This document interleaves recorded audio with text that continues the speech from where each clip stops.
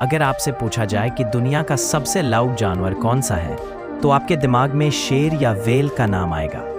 लेकिन आपको जानकर हैरानी होगी कि सबसे शोर मचाने वाला जीव कोई बड़ा जानवर नहीं है, बल्कि समंदर में रहने वाला सिर्फ कुछ इंच का पिस्टल श्रिम्प है। इसके पास एक अनोखा और बड़ा पंजा होता है। जब ये झटके से बंद करता है तो पानी की एक तेज धार निकलती है। इससे पानी के अंदर एक हाई प्रेशर बबल बनता है और जब ये बबल फूटता है तो आवाज़ 218 डेसिबल तक पहुंच जाती है। ये आवाज़ स्पेस शटल के लॉन्च से भी तेज़ है या जेट फाइटर प्लेन की आवाज़ से भी ज़्यादा तेज़ है।